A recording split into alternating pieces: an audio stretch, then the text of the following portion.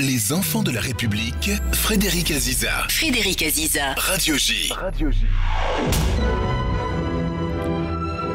Bonjour et bienvenue dans Les enfants de la République dont vous êtes l'invité Guillaume Erner, bonjour. Bonjour Frédéric Aziza. Alors vous êtes journaliste, vous êtes sociologue, présentateur des matins de France Culture et vous publiez Judéo-Obsession chez Flammarion.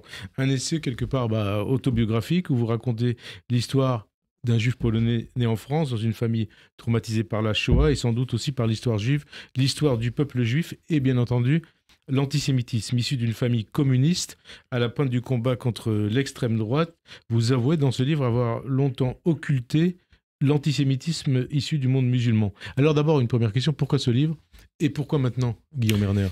En fait, ce livre, j'aurais déjà pu l'écrire en 2012, puisque le premier choc, Frédéric Aziza, ce fut en 2012, au moment donc de l'attentat contre l'école Ozar HaTorah. C'était la première fois que des enfants juifs étaient tués en France depuis la guerre parce qu'ils étaient juifs. Et leurs professeurs ?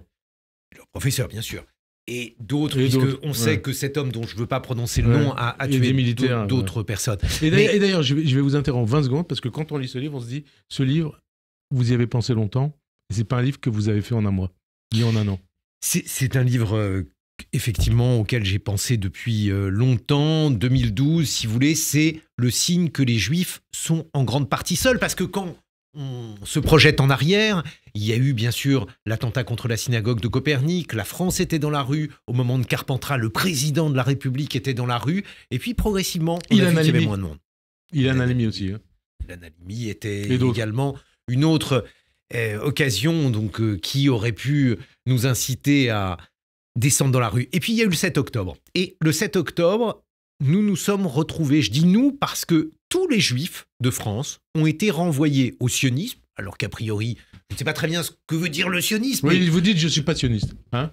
Si sioniste, ça veut dire le droit d'Israël à exister. Si, je suis sioniste comme je suis kurdiste, parce que je suis pour l'existence d'un Kurdistan. Et parce que vous dites d'ailleurs, vous donnez la bonne définition du sionisme. Les gens ont oublié ce que c'était. Un mouvement d'autodétermination. Hein ? S'il s'agit d'un mouvement d'autodétermination, évidemment, je suis sioniste, kurdiste, ce que vous voulez, arméniste évidemment, et je soutiens toutes les mesures pour permettre au peuple de s'autodéterminer. Mais ce qui est plus important que cela, c'est qu'après cette phase où tous les juifs ont été traités de sionistes, tous les juifs ont été traités de génocidaires. Et ces termes, si vous voulez, ont montré à la fois une banalisation de l'idée que tous les juifs seraient israéliens, parce qu'en fait il y a une sorte de confusion, mais aussi la double allégeance, de phénomène, double allégeance. On en reparlera de toute façon. Double allégeance diabolique. Pardon ? Double allégeance diabolique. Double allégeance diabolique. On va bouger un peu le micro parce qu'il est un peu là, voilà, comme ça.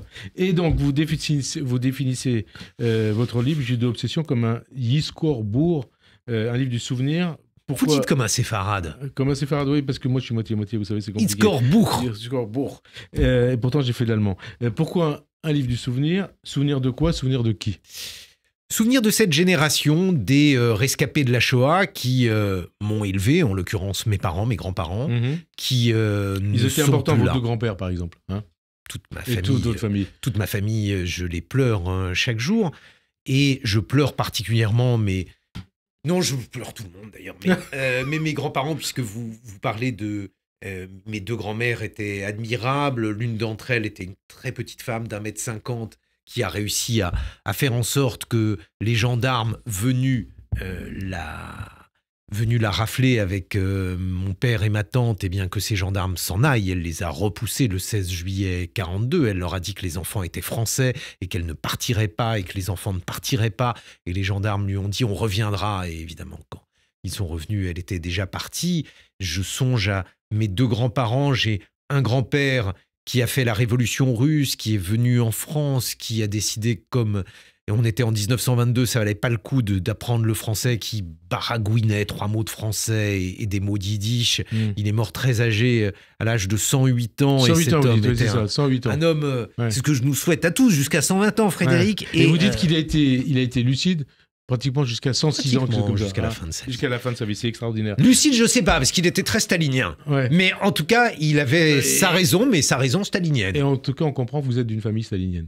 quelque Je part. suis d'une famille. Alors, moi, je me suis détaché progressivement du stalinisme, mais mes grands-parents ne s'en sont pas détachés et considéraient que Gorbatchev était un traître. T'es un traître et vos parents sans doute aussi un peu. Hein. Mes parents aussi, mais Ouais. mon père votait communiste, étaient des gens très à gauche pour qui l'identité juive était associée à l'identité de gauche. Et du Bund. Et du Bund, c'était des bundistes, des juifs socialistes. Alors, quelques mots sur votre parcours, Guillaume Erner. Alors, vous étiez dans le Marais, un endroit qu'on appelle en yiddish le Pletzel, ça c'est le bon accent, hein, la petite place, le quartier juif, avant que ce lieu ne devienne, comme vous le nommez, un fucking zoo, une fashion week permanente. Ouais, c'est vrai, aujourd'hui dans le Marais, c'est plus les boutiques cachères. Non, restaurants il y a plus. C'est un défilé de mode permanent. défilé- J'aime beaucoup la mode, mais le quartier s'est énormément transformé. Alors, il vous manque ce Pletzel de votre enfance ou alors est-ce que vous y croisez toujours l'âme de ceux qui ont choisi la France parce que la France, quelque part, les faisait rêver? Moi, je connais toutes les pierres de ce quartier, donc je connais les ombres, les fantômes, ce qu'on appelle les dibouks en hébreu, et je les vois. Mais effectivement, ce petit monde de commerçants juifs où on allait acheter les cornichons mal au sol chez Ducas, Clapiche. ça vous dit quelque chose? Non, La charcuterie Ducas. non. Non, Alors moi, ah j'allais bah. chez Panzer. Eh ben, Panzer, c'était Ducas avant. Avant Panzer, c'était Ducas. Moi, j'allais chez Dans les Panzer. années 70. J'allais chez Panzer, j'allais chez Clapiche, Ouais, j'allais chez Corcaz. ouais. Tout ça. Et tout ce monde-là était... Alors maintenant, c'est les vêtements. Alors, on avance et on va reparler de cette enfance, de cette jeunesse, de cette famille. Vous êtes devenu journaliste. C'est un hasard ou une vocation, Guillaume Erner? vocation. Je n'ai jamais voulu faire qu'un seul métier, Sociologue. journaliste. quand même. Sociologue. J'ai été sociologue par un hasard de l'histoire et je suis très heureux de l'avoir été. Mais si vous voulez, mon seul but dans la vie était de devenir journaliste. Alors, je vous cite, plus j'y songe, écrivez-vous, plus je me dis que nous aurions été du pain azim béni pour un sociologue, c'est vous le sociologue, un stéréotype incarné, 100% votre famille, 100% Ashkenaz, 100% de gauche, 100% dans la fripe, on dit Shpatos en yiddish, en somme, Schmattes. une famille 100% normale parmi les anormaux. Est-ce qu'il y a plus normal ou plus anormal que vous? Non, on Hein ne peut pas être plus anormaux que nous, c'est-à-dire que chacun des exemplaires de cette famille était constitué de personnages atypiques, rendus fous par la guerre. C'était une collection de dingues. Quand on est enfant caché, on s'en remet jamais. Alors extérieurement, c'était des gens, j'allais dire comme vous et moi, Et on pleure tout le mais temps. hein. on pleure tout le temps, on s'interroge, on a des phobies, on a des craintes, on a des angoisses, on est paranoïaque, on a du mal à se réconcilier avec l'humanité. Quand la concierge vous donne, bon, vous Ou avez vous du sauve. mal à... Ou vous sauve. Ou vous sauve, bien sûr. Ah, c'était le cas de ma grand-mère. Tout à fait. Non, de Vous sauve. toute façon, Ouais. enfin, vous avez raison d'insister, Frédéric.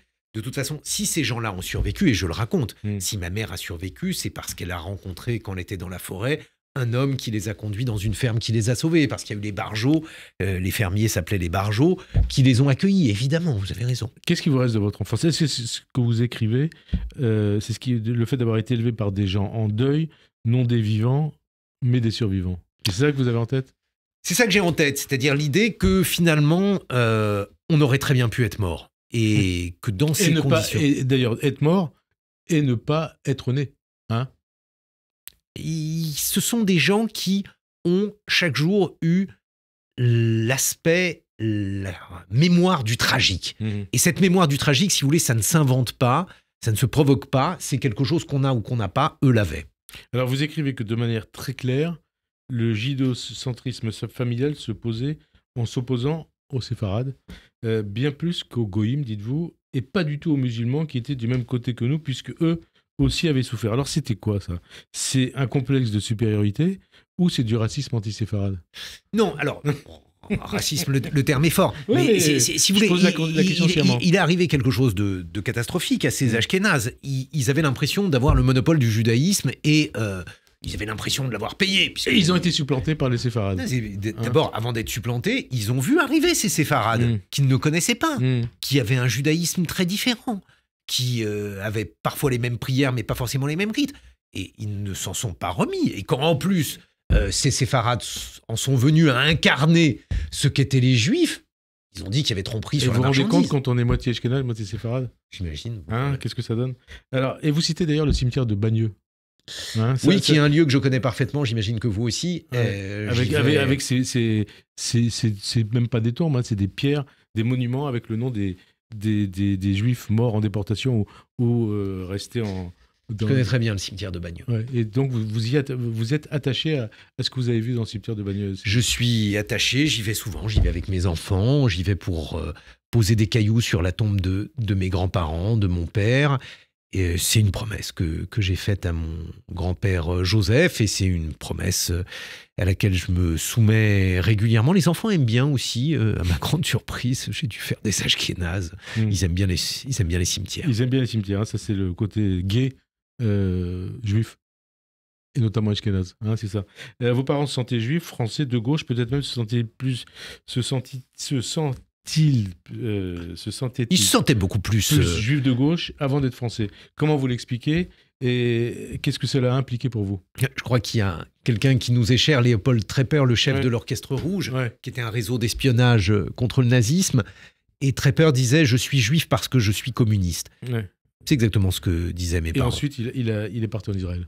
Hein, alors ensuite, il a été exfiltré. Alors ensuite, Staline lui a fait comprendre que c'était une mauvaise idée d'être juif et communiste. Et vous citez d'ailleurs un oncle à vous qui est parti de Pologne, je me semble, en 68. Hein, oui, la famille Rosenberg, avec qui est partie après la vague antisémite de 68. Exactement. Et ça me rappelle un oncle comme ça, Oscar, 68. Il avait fait l'école polytechnique. Il était à la tête de l'EDF polonais. Il a été viré parce que juif. Et là, il a compris ce que c'était l'antisémitisme. Hein. Ma grand-mère disait la Pologne, un pays antisémite sans juifs. Ce sont vos parents, un pays antisémite sans juifs. Ça vous dit quelque chose? Oui, ça me dit quelque chose. Ce sont vos parents, vos racines ou vos rêves qui vous ont forgé quelque part votre universalisme?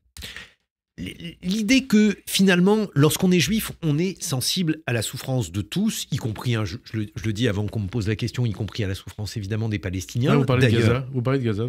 D'ailleurs, on en parlera. Justement, les juifs, en tout cas ceux de ma famille, quand j'allais en Israël, étaient à côté de Gaza. Je parlais de Gaza. Ashdod. Hein.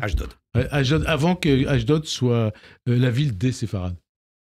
Quelque part. Ah oui, puisque Ashdod, pour mon oncle notamment qui habitait le kibbutz Razor, c'était une ville de peuplement.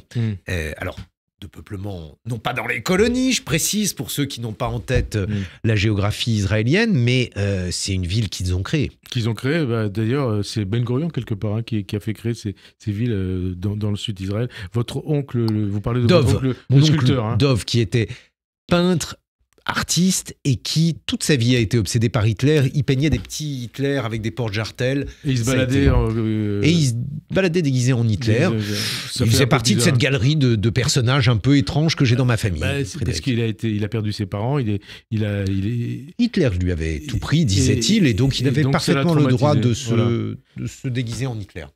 Et alors, est-ce que ce sont vos parents, votre éducation, vos racines qui vous ont conduit à faire de vous, quelque part, un défenseur des valeurs de la République? Parce qu'on vous connaît. Écoutez, oui, le républicanisme, et je pense que la République a été la grande chance des Juifs, et j'espère qu'elle continuera à l'être. J'espère que la République n'oubliera pas les Juifs, n'oubliera pas les Français. Parce qu'en fait, si vous voulez, il y a un truc qui m'agace beaucoup, Frédéric, c'est quand on dit quand on touche un Juif, on touche à la République. Mais il y a en France des Juifs avant que la France ne soit la France. Bien sûr. Donc la distinction n'a pas de sens. Elle peut avoir un sens particulier pour d'autres dont on va parler. Les obsessions, au centre du livre, Judéo-obsession, c'est un peu la spécialité juive. Je crois que c'est ce que vous écrivez. Oui, vous écrivez comme le pastrami ou la musique klezmer.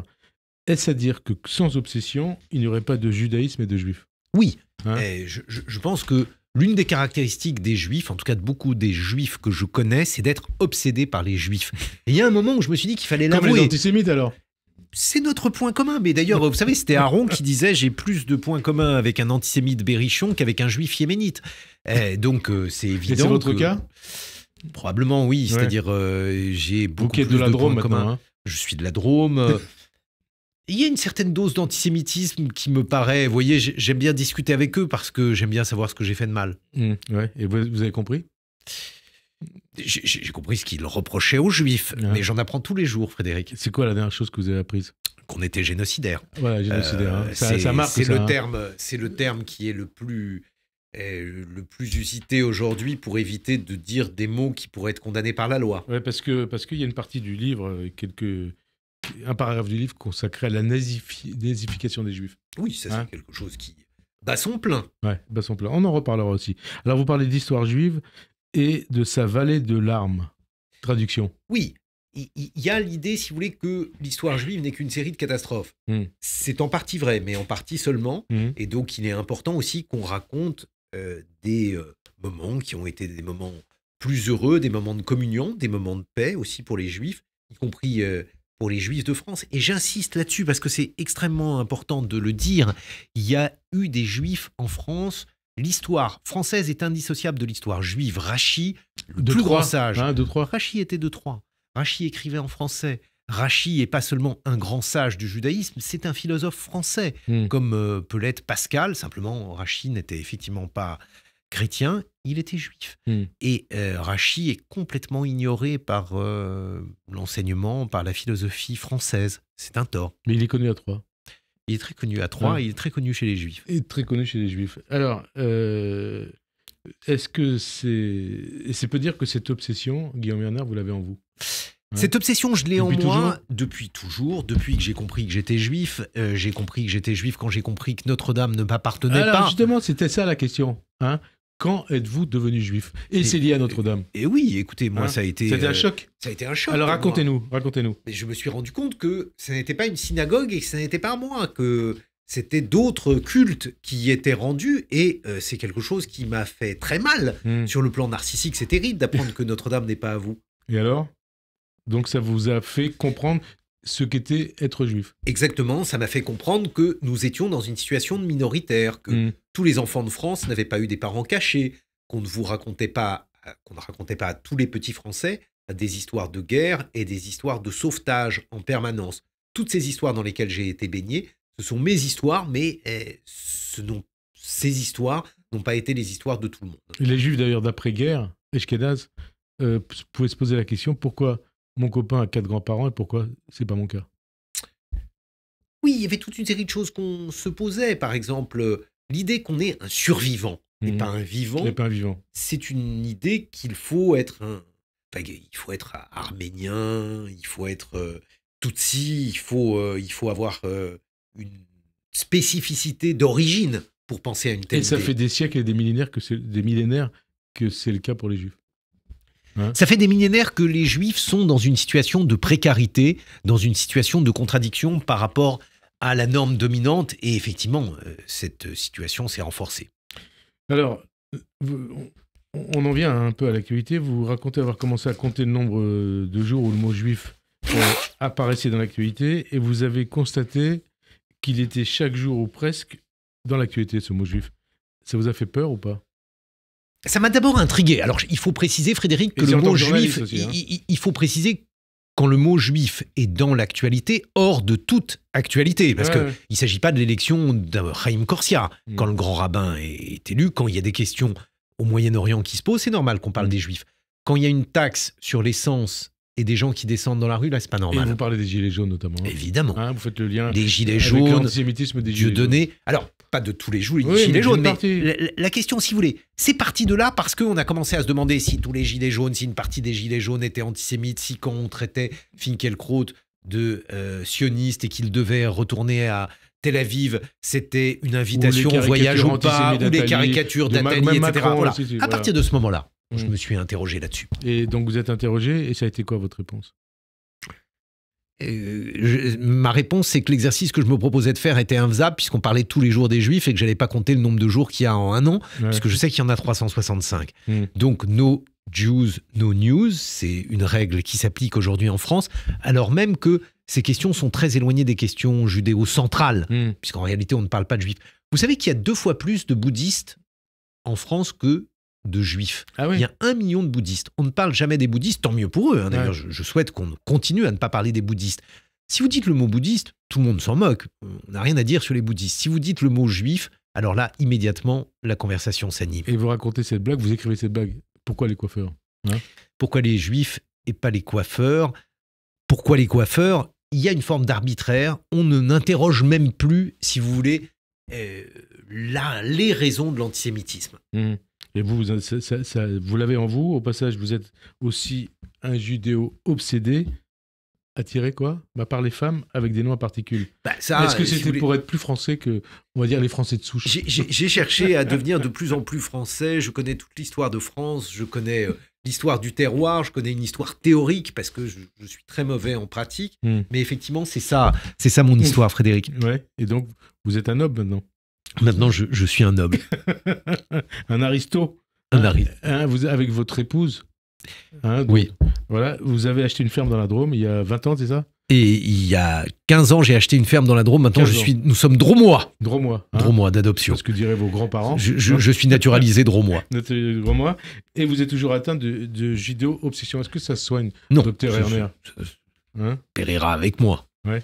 Alors, vous écrivez que la question juive est au cœur de l'humour, entre guillemets, français, mais trop souvent, l'humour français devient anti-juif.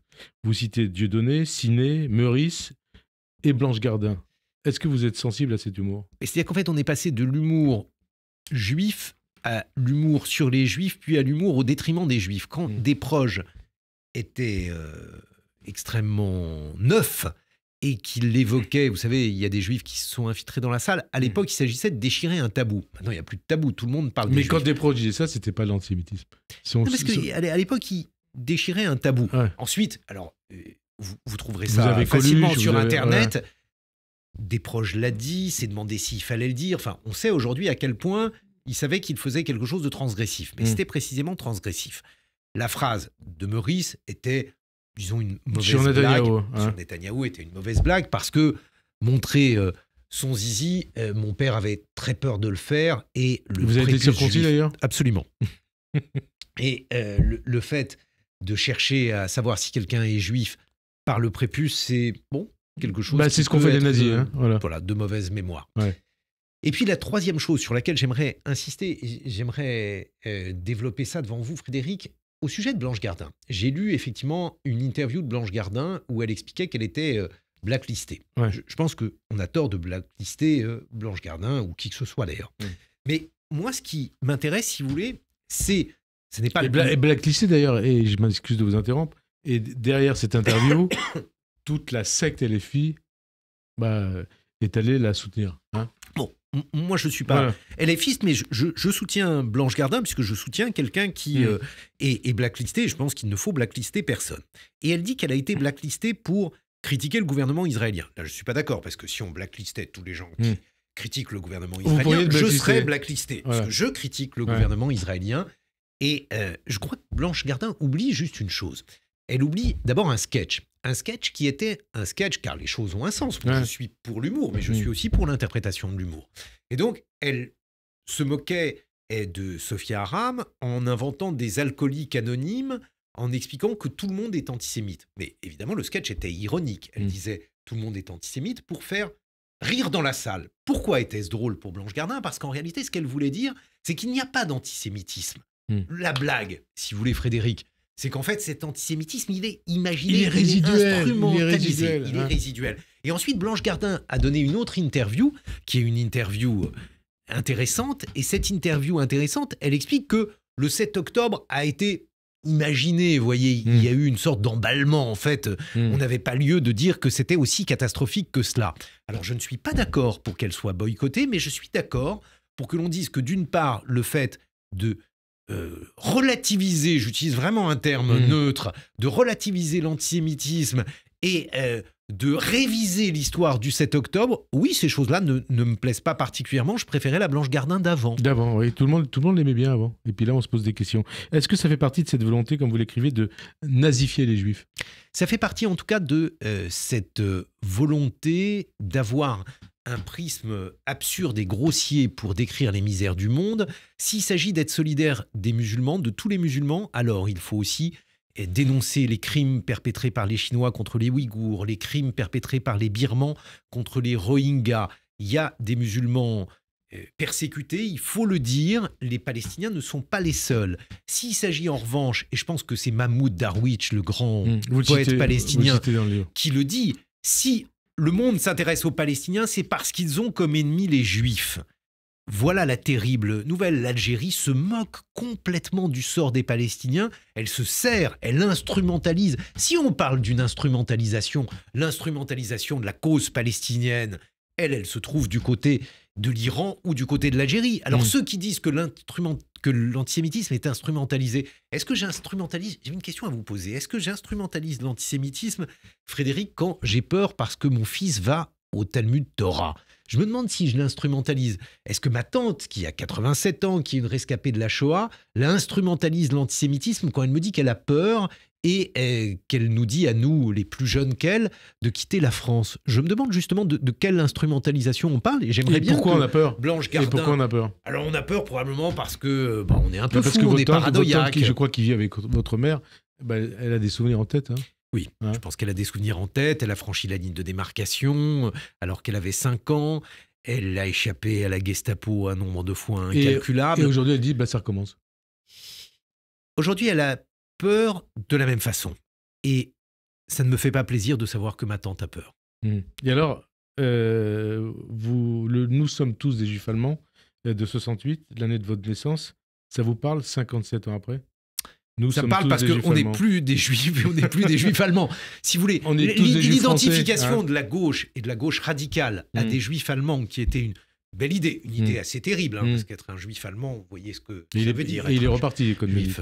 Eh bien, malheureusement, l'idée d'être des Juifs allemands, aujourd'hui, n'existe plus. Les Juifs, non seulement ne sont plus perçus comme des victimes, mais ils sont vécus comme des super dominateurs, et c'est cela, en fait... qui me paraît terrible. Et on va en reparler parce qu'il y a toute une partie du livre qui est consacrée à ça. Et il y a aussi une phrase que vous rappelez dans ce livre, le peuple d'élite, sûr de lui-même et dominateur du général de Gaulle. Comment ça résonne en vous aujourd'hui? Je l'ai reçu hier par la poste. Si vous voulez, on reçoit toutes sortes d'insultes. Et pire, car la lettre que j'ai reçue d'hier était d'ailleurs assez intéressante. Les gens qui vous écrivent sont des gens âgés, sinon ils vous envoient des mails. Et là, je vois bien que c'était quelqu'un qui ne pensait pas à mal, mais qui m'a dit, voilà, vous appartenez à ce peuple d'élite sûr de lui et dominateur. L'idée, si vous voulez, c'est que le bon juif est un juif qui se laisse massacrer sans crier gare. Et lorsqu'en 67, les juifs se sont défendus, et entre parenthèses, il faut rester sur 67, parce qu'on parle tout le temps des frontières de 67 qu'il faut sacraliser. Moi, je suis tout à fait d'accord pour sacraliser ces frontières de 67, mais si elles ont été modifiées, ces frontières de 67, il faut me rafraîchir la mémoire. Je crois qu'il y a eu des guerres menées, je crois qu'il y a eu des guerres perdues par la Syrie, par l'Égypte, je crois qu'il y a eu des guerres perdues qui ont modifié ces frontières, et il me semble, mais vous allez me détromper peut-être, que ces guerres n'ont pas été provoquées à l'initiative d'Israël. C'est ce que disait Golda Meir d'ailleurs à l'époque, hein. Pourquoi n'ont-ils pas créé un État palestinien avant? Pourquoi? Pourquoi? Je ne suis pas d'accord avec tout ce que dit Golda, mais pour moi, c'est une femme magnifique. Et l'idée est qu'on puisse effectivement revenir sur les causes de ce découpage de frontières oblige à rappeler quelle fut la politique de la Syrie, quelle fut la politique de l'Égypte. Alors on va passer, vous voyez, on fait des allers-retours. Proche-Orient, Europe. Vous vous rappelez qu'à la fin du 19e siècle, 90% des Juifs étaient européens. Après la Shoah, il n'était plus qu'un tiers à habiter l'Europe. Aujourd'hui, ce chiffre a encore baissé. Seuls 9% des Juifs vivent encore en Europe. En clair, vous dites, Hitler a réussi son coup. Les communautés juives d'Europe ne sont plus. Et le pire, c'est quoi? C'est qu'Hitler a fait école. L'antisémitisme renaît de nos cendres. Alors là, c'est très simple. On me traite singulièrement depuis le 7 octobre 2023. On me traite de pessimiste. Mais moi, je ne suis pas pessimiste, je sais juste calculer. Il n'y a plus de juifs dans le monde arabe. Il n'y a plus de juifs dans ce qu'on appelait le bloc de l'Est. Il reste 450 000 juifs en France, 300 000 juifs de plus en Europe. C'est résiduel, comme dit l'autre. Il reste des juifs en Israël et aux États-Unis, point bas. Donc je pense que tous ces gens qui considèrent qu'il y a trop de juifs vont bientôt être servis, et je pense que nous sommes les derniers juifs diasporiques. À titre personnel, je le regrette, mais je suis obligé de le constater. Et alors, le 7 octobre, est-ce qu'il a réveillé le juif qui est en vous? Bon, le juif n'a jamais dormi que d'un seul œil. Mais il y a eu un... Oui, disons que j'ai eu un choc. J'étais à l'époque au chevet d'une amie qui était en soins palliatifs. Et Camille. Moi, si vous voulez, Camille, qui était une femme merveilleuse, qui est morte d'un cancer. Et pour moi, les deux scènes se superposent. C'est-à-dire à la fois ma présence à son chevet, ne comprenant pas grand-chose, ni à ce qui se passait au Proche-Orient, ni à ce qui se passait chez elle. Et la superposition qui fait que je me dis que on est sur une situation catastrophique qui va effectivement devenir très rapidement le signe d'une catastrophe à venir. Et vous écrivez, Camille s'en est allée, et avec elle, la paix au Proche-Orient. Ouais, parce qu'il y a une chose dont j'étais certain, si vous voulez, le 7 au soir, c'est que ce qui allait suivre était un cataclysme. Alors, on va revenir là-dessus, mais vous citez aussi Michel Hazanavicius, décidément, dans le monde. Vous avez du mal avec les noms ashkénazes. Ah, c'est ashkénaze, ça ? Je ne savais pas. Alors, les Juifs sont devenus les ennemis les plus cools à détester, c'est ce que vous dites à l'instant. Autrement dit... C'est ce que dit Hazanavicius. Oui, mais autrement dit, moi, vous l'avez dit il y a quelques minutes. Autrement dit, selon vous, les Juifs sont devenus uncool, et vous ajoutez la haine du Juif est même devenue fashion. Est-ce que vous le ressentez ? Est-ce que vous l'avez ressenti ? Il suffit de. Il suffit d'écouter du rap, ce que fait mon fils, pour le savoir. Ouais. Lorsqu'on était petit, on écoutait du punk. Les punks, de temps en temps, comme ils étaient à court de provocation, portaient une croix gammée, mais il n'y avait rien sur les juifs. Maintenant, vous écoutez du rap. Si vous voulez être cool, si vous voulez être un rappeur immédiatement connu, vous faites une chanson avec une parole anti-juive ou antisémite. Et ça marche. Et vous êtes immédiatement cool. Ensuite, si vous voulez, vous pouvez faire un grand débat comme Medine, puisque Medine est un rappeur de 9e catégorie. Je veux dire, il n'y a aucune question. Il n'y a que Europe Écologie Les Verts qui pense que Medine est un rappeur qui compte. Mais grâce à tout ce qu'il a agité comme ambiguïté autour des Juifs, c'est comme devenu antisémitisme, on va être clair, comme antisémitisme. Écoutez, chez Medine, il y a une sorte de volonté de provocation. On en reparlera après. Ouais. Alors, vous faites allusion aussi à la rumeur d'Orléans. Ça a marqué notre jeunesse. Ça a marqué notre jeunesse. Des rumeurs d'Orléans. L'accusation faite aux Juifs d'organiser la traite des Blanches. Voilà. Et alors, des rumeurs d'Orléans, il y en a tous les jours depuis le 7 octobre. Et vous, tous les jours. Et vous qui êtes d'une famille, issue d'une famille de la gauche communiste, ça doit vous faire mal de constater que l'antisémitisme a aujourd'hui contaminé et enquisté la gauche. C'est vrai ou pas ? Oui et non, parce que, si vous voulez, l'antisémitisme stalinien était de bon niveau, donc c'est pas vraiment... Non, là, il faut être clair, Frédéric. Si vous voulez, la tradition de l'antisémitisme, c'est toujours bien portée depuis Dreyfus, à gauche, depuis Dreyfus, depuis Voltaire, si on considère que Voltaire est l'un des pères fondateurs de la gauche. Donc non, c'est pas une surprise.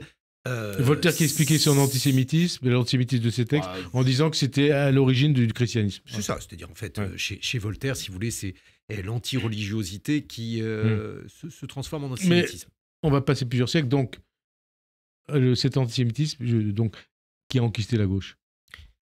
Oui, si vous voulez, c'est plus une résurgence qu'une découverte. Et là, il faut préciser cela. J'ai dit, et il faut que je l'explique d'ailleurs à nos auditeurs, Frédéric, je dis dans mon livre qu'il y a quelque chose d'extrêmement nouveau, c'est qu'au sein d'LFI, autrement dit un parti de gauche radicale, il n'y a plus de juifs, alors qu'il y a eu des juifs depuis toujours dans la gauche radicale. Vous savez, à la Ligue, par exemple, vous citez Lambert. Voilà, Lambert, Ben Saïd. Lambert, donc sa mère s'appelait... Boussel. Lambert s'appelait Boussel. Boussel et sa mère Bourberg, ou je ne sais quoi. Alors, vous savez comment... Parce que j'ai eu un débat avec mon camarade Schneiderman qui m'a dit, mais comment savez-vous que... Ah, c'est votre camarade Schneiderman ? Tous les gens, c'est mon camarade. Ouais. On peut l'inviter, on l'invitera là. Je suis pas sûr. Bon. Parce qu'il dit beaucoup de... Bon, bref. Alors, allons-y. Donc, dans ma discussion avec Daniel Schneiderman, il m'a dit, mais comment savez-vous que ces gens-là ne sont pas juifs à LFI ? Alors, avant, il faut que je vous explique. Les gens le disaient tout simplement, parce qu'on n'a pas vraiment de raison de cacher. Le seul moment où mes parents ont caché qu'ils étaient juifs, c'était de 39 à 45, et j'espère que on n'aura plus à nouveau à cacher qu'on est juif. Et j'ai entendu Sébastien Delogu. Alors, qu'est-ce qu'il a dit, notre camarade Delogu Enfin, votre camarade, mon camarade Delogu, il a dit qu'il récusait l'accusation d'antisémitisme, et j'en suis heureux. Donc, concernant LFI et les élus LFI. Je suis heureux qu'il l'a mis en bloc, parce qu'il y avait, au sein d'LFI, un député juif, et même une responsable de la presse qui était juive. Ça veut dire que je ne suis pas seul à compter les juifs, et ça veut dire qu'il y a eu quand même un sentiment de malaise, parce que dans ce contexte, c'est pas moi qui compte les juifs, ce sont, si vous voulez, les mœurs actuelles insistent, par exemple, sur la diversité. Moi, je pense que c'est une bonne chose, la diversité. Je pense que c'est important qu'il y ait à la fois donc, des musulmans, des noirs, des juifs, et c'est important qu'il y ait aussi la connaissance, si vous voulez, de la diversité de la France. Quand Delogu dit ça, il n'y a pas d'antisémitisme à LFI parce qu'il y a des juifs. Bah, c'est comme les racistes qui disent « Moi, je suis pas raciste, j'ai des amis noirs. Je suis pas homophobe parce que j'ai des amis gays. » Alors, ça fait bizarre quand même. Moi, je Hein? suis content que Delogu ne soit pas antisémite. À chaque fois qu'il y a quelqu'un qui n'est pas antisémite, d'ailleurs, je m'en félicite. J'aimerais rappeler quand même quelque chose, puisqu'il y a eu un certain nombre de phrases malheureuses. Vous voyez, j'ai cru entendre qu'il y avait quelqu'un chez LFI, par exemple, qui avait dit qu'il y avait d'un côté les Français et de l'autre la diaspora. Ça, c'était Mélenchon. Vous faites allusion à Mélenchon, c'est Merci ça. de me rafraîchir la mémoire. Pour défendre Rimas. Alors que, par exemple, moi, je fais partie de la diaspora, mais je suis français. J'ai même une carte d'identité. Et alors là, il faut Donc être, ça il vous faut fait être mal précis. quand vous entendez ça. Alors, il faut être très précis, Frédéric, là-dessus. Parce qu'en fait, quel est le mécanisme, si Mm. vous voulez? C'est ce qu'on appelle du dog whistling en français, c'est-à-dire que vous sifflez les chiens. Mais vous sifflez quel chien? Alors, vous sifflez d'abord des gens qui n'aiment pas les juifs, qui se disent « Ah, il y a un petit clin d'œil ». Mais vous sifflez aussi les juifs qui disent « Ah, mais regardez cette phrase ». Et donc, dès qu'on prononce cette phrase et qu'on pousse des cris en accusant cette phrase d'être, disons, douteuse, eh bien, immédiatement, la personne qui l'a prononcée dit « Mais quoi? On m'accuse? Les Juifs sont contre moi ?» Et donc, c'est ce qu'on appelle, c'est ce que Nathalie Hennig, la sociologue, appelle un dispositif pervers. C'est-à-dire qu'en réalité, vous n'avez pas de bonne solution face à ce type de phrase. Ou bien vous réagissez et vous entrez dans un jeu, dans une spirale, ou bien vous ne réagissez pas et vous laissez dire une phrase que je vais qualifier, parce que je suis un homme sympathique, de douteuse. De douteuse. L'antisémitisme de Mélenchon est douteux, puisque là, vous citez Mélenchon. Je ne me prononcerai pas là-dessus. La seule chose sur laquelle je peux me prononcer, si vous voulez, c'est qu'il y a un certain nombre de termes qui mériteraient d'être clarifiés. Et je suis toujours très heureux quand quelqu'un renie publiquement l'antisémitisme et distingue bien les choses. Le fait qu'il y ait des Israéliens, qu'il y a des Juifs, qu'il y a des Français qui peuvent éventuellement être juifs, qu'on ne confonde pas toutes les catégories, qu'on ne parle pas de scénario culturel juif, parce que je ne sais pas très bien ce qu'est un scénario culturel juif, qu'on n'accuse pas, par exemple, les juifs d'être un peuple déicide ou de considérer... Ah, c'est ce qu'avait dit Mélenchon à un moment, vous vous souvenez? Quand il avait parlé de Jésus-Christ, il avait parlé de ça. Bon, enfin bref, je cite un passage de votre livre. À côté de quelques alliés encombrants, écrivez-vous, l'extrême droite, les évangéliques américains, la gauche s'est faite au mieux très discrète depuis le 7 octobre. Au pire, elle a attisé la haine. Je suppose que vous parlez de Mélenchon, là. Écoutez, on est très mal entouré. On a avec nous toute une série d'antisémites. Je parle des suprématistes blancs américains, etc. Et en face de nous, des gens qui devraient nous soutenir parce que... Nous les juifs, nous, des Français juifs, comme nous pourrions être Français musulmans, comme nous pourrions être Français catholiques, et que je sache... je n'ai jamais servi dans Tzahal, je ne suis pour rien dans le blocus alimentaire de Gaza que je condamne avec la plus grande fermeté. Je pense qu'un juif n'a pas le droit de faire souffrir qui que ce soit de la faim. Après ce qui a été enduré par les nôtres, mes parents ont connu la faim, le froid. Il m'est intolérable que qui que ce soit puisse se réclamer du judaïsme et fasse ce type de crime. On va en reparler de ça, mais d'abord, pourquoi, puisque vous l'écrivez dans le livre, donc je cite, avoir si longtemps occulté l'antisémitisme issu du monde musulman, comme on dit, des quartiers? Vous parlez, vous parlez du livre « Les territoires perdus de la République ». Et parce que, tout simplement, on a voulu, enfin j'ai voulu d'ailleurs, je vais employer le jeu, j'ai voulu me rassurer. Je me suis dit que mes frères musulmans ne pouvaient pas se tromper d'ennemis à ce point, ne pouvaient pas penser qu'en attisant l'antisémitisme, ils n'en viendraient pas à attiser à un moment ou à un autre l'hostilité à l'islam. Regardez ce qui se passe avec Trump. Moi, je suis allé aux États-Unis, j'ai rencontré des musulmans qui ont voté Trump. Vous imaginez les musulmans du Michigan aujourd'hui? J'ai toujours su qui était Trump. J'ai toujours su que les démocrates, parfois juifs d'ailleurs, auraient une vision beaucoup plus pondérée du conflit israélo-palestinien. Moi, j'ai toujours été pour deux États, un État palestinien, un État juif. J'ai toujours considéré que le sort fait à Gaza était intolérable, précisément parce que je suis juif et que je connais cette histoire. Je n'ai pas découvert le Jourdain. Je sais qu'il y a des gens qui ont du mal à placer le Jourdain sur une carte de géographie. Moi, ça fait 57 ans. Rappelez-moi son nom. Je sais plus. Mathilde. Il y a plein de gens qui sont mauvais en géographie. Mais en tout cas, ce qui est certain, en tout cas, vous avez de la mémoire. On n'a pas été mauvais en géographie. Et vous avez de la mémoire. C'est important d'être le... On dit souvent que les Juifs sont le peuple de la mémoire. Le peuple de la mémoire et de la transmission. Rien ne sera oublié, et je pense que ceux qui ont une mauvaise mémoire, ceux qui ont perpétré ce type de fautes seront gravement jugés. Vous voyez, ce qui est devenu par exemple les guédistes, vous savez, il y avait Jules Guesde et Jean Jaurès. Est-ce qu'on se souvient de Jean Jaurès ou de Jules Guesde aujourd'hui? Je sais que Jules Guesde a certaines allées qui sont parfois belles. Il y en a une très belle à Toulouse. Mais quand même, on se souvient plutôt de Jaurès. On se souvient plutôt de Jaurès, mais certains suivent les traces de Jules Guesde. Est-ce que vous mettez un signe égal entre RN et LFI? Non, moi, vous voulez pas parler politique? Je parle pas politique. Le seul signe égal que je mets, c'est entre les différentes formes de racisme. Et les différentes formes de racisme, si vous voulez, qu'on soit antisémite, qu'on soit raciste vis-à-vis des musulmans ou vis-à-vis des non. Pareil. C'est pareil. Tous les racismes se valent, entre guillemets. Hein. Donc voilà, c'est là-dessus qu'il faut insister. Aucun qui est acceptable. Aucun. Et on le dit ici. Sur Radio J. La haine du juif remplace l'opium du peuple, dites-vous. Opium du peuple ou nouvelle lutte des classes?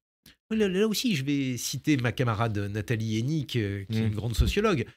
L'antisionisme est devenu le socialisme des imbéciles. C'est-à-dire quand vous ne comprenez rien, vous considérez qu'il faut être antisioniste, sans savoir ce qu'est le sionisme, sans savoir ce qu'a été l'histoire du sionisme, sans savoir ce qu'est la situation. Et vous dites d'ailleurs, vous dites antisionisme, mais vous dites... voilà maintenant l'ensemble des juifs assimilés à une nationalité paria, avec un terme pour les désigner tous, sionistes. C'est une nouvelle page de la judéo-obsession qui s'ouvre, et vous ajoutez, c'est parce que le mot juif était trop péjoratif qu'on a inventé l'israélite. Maintenant, c'est parce que le mot juif est trop présentable qu'on parle des sionistes. Oui. Et des génocidaires. Hein. Et des génocidaires. Et à chaque fois, il y a un exercice qui est très amusant, c'est de demander aux gens ce que veut dire sioniste. Expliquez-moi. Moi, je cherche à savoir. Je suis quelqu'un de curieux, j'aime bien apprendre. Rappelez-moi ce que vous voulez dire par sioniste. Et là, j'ai demandé une fois à ma coiffeuse m'a fait comprendre, et ça va vous intéresser. Votre coiffeuse juive, hein? Non, elle n'était pas. J'avais compris ça. Elle n'était pas juive. Et elle m'a expliqué que sioniste voulait dire juif méchant. Ah oui, juif méchant. Et j'ai compris que juif, déjà, c'était pas génial, mais juif méchant, bon, c'est pire. Je faisais allusion à une autre coiffeuse. Juif méchant, oui, il y a un paragraphe ou un chapitre sur les juifs méchants. Vous écrivez aussi que la judéophobie est devenue une religion sans Dieu. Elle organise le monde et désigne même une espérance. C'est un peu comme dans l'URSS communiste. Oui, exactement comme dans l'URSS communiste. Et il y a effectivement des slogans, tous les slogans que l'on retrouve sur le sionisme égale racisme, sur la colonisation, sont des slogans fabriqués dans les années 60 en Union soviétique. Et le fait que ça ne ring pas a bell, comme on dit en anglais, que les gens puissent prononcer ça sans se dire, mais quand même, c'était en plein milieu d'une campagne antisémitiste. Non, pas du tout, ils n'y pensent pas. Ça, c'est quelque chose qui m'étonne. Le procédé Blouse Blanche, tout le monde l'a oublié, que 55, je crois. Vous avez deux héros, hein, David Ben Gourion et Léopold Trepper. Oui. Pourquoi? Ben Gourion, grand personnage historique, fondateur d'État, homme de grande culture, modèle d'abnégation et d'ascétisme, le contraire de Netanyahou. Et l'autre homme, Léopold Trepper, parce que mes parents appartenaient à cette génération-là, sacrifiés entre le marteau et l'enclume. L'enclume nazi et le marteau communiste. S'ils étaient restés en Union soviétique, s'ils avaient fait comme Trepper, c'est-à-dire quasiment donné leur vie. Les mémoires de Trepper, il faut que les jeunes les lisent. À la fin, il dit « Nous appartenons à une génération sacrifiée par l'histoire ». L'histoire, c'était l'histoire perpétrée, hélas, par les nazis, mais aussi perpétrée, hélas, par les staliniens. Alors, vous confessez avoir une grande passion pour David Ben Gourion, et vous écrivez, et je vous cite, qu'au plan de l'intelligence collective, le niveau a baissé désormais, et vous citez aussi les grands hommes de l'époque, mais on va s'attarder sur Israël. Désormais, Netanyahou a plus gouverné Israël que Ben Gourion, c'est vrai, plus gouverné Israël que Ben Gourion, et l'alternative se fait attendre. Son seul programme vise à s'éviter la prison. Quant à son bilan, il était là chaque jour devant nos yeux. Vous êtes la preuve, Guillaume Erner, qu'on peut dénoncer le pogrom du 7 octobre, l'antisémitisme du Hamas et de ses soutiens, et ne pas soutenir Netanyahou. Et j'avoue ne pas comprendre les Israéliens. Je ne comprends pas pourquoi ils réalisent, pas tous évidemment, mais comment Netanyahou peut tenir. Ne serait-ce que parce que Netanyahou a promis la sécurité aux Israéliens, et c'est sous son gouvernement que le 7 octobre a été perpétré. Ne serait-ce que ça. Je veux dire, on ne parle même pas du reste. Non, mais ça, c'est ce que vous écrivez. Mériterait qu'il s'en aille tout de suite. Et comme l'avait fait d'ailleurs... comme l'a fait Golda Meir. Golda Meir avec la guerre du Kippour. La guerre du Kippour a été la terrible erreur de cette femme. J'imagine qu'elle s'en est voulu toute sa vie. Je ne suis même pas sûr que Netanyahou s'en veuille. Mais je vous dis, la question, c'est, on peut dénoncer ce qui s'est passé le 7 octobre, Mais l'antisémitisme du Hamas et de ses soutiens, et ne pas soutenir Netanyahou. Je ne dirais pas ça. On doit vous dire tous les jours. Il faut distinguer, effectivement, condamner évidemment le 7 octobre, condamner les crimes de guerre et les crimes contre l'humanité qui ont été perpétrés à Gaza et critiquer de par ce fait la politique de Netanyahou, tout en sachant, parce que je suis désolé, mais l'histoire du Proche-Orient est une histoire longue, tout en sachant que tant qu'il y aura ce face-à-face entre le Hamas et Netanyahou, les choses ne pourront pas bien aller, et la catastrophe Trump est une catastrophe terrible. Et quand je vois mes camarades israéliens penser que la solution Trump pour Gaza est une solution, je tremble. Et alors, on arrive à la conclusion de cette émission. Vous écrivez que le 7 octobre 2023 est une bonne date pour faire commencer le début de la fin du monde, ou à défaut, la fin d'un monde. Une question, il dirait quoi votre père aujourd'hui s'il était encore là? Je pense qu'il pleurerait toutes les larmes de son corps. Ouais. Je crois que je suis pas le seul.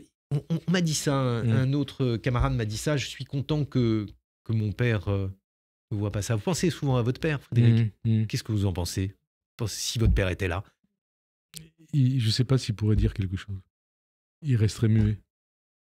Je pense que mon père serait, comme de gauche, en tant que juif, je pense qu'il serait complètement laminé. Comme nous tous. Hein, on l'est. En tout cas, avant de conclure, Guillaume Erner, je rappelle que votre dernier ouvrage, Judéo Obsession, est publié chez Flammarion. Merci. Merci à vous, Frédéric. D'avoir répondu à notre invitation. Et merci à Radio J. Bonne fin de journée sur Radio J. Et dimanche prochain. Merci.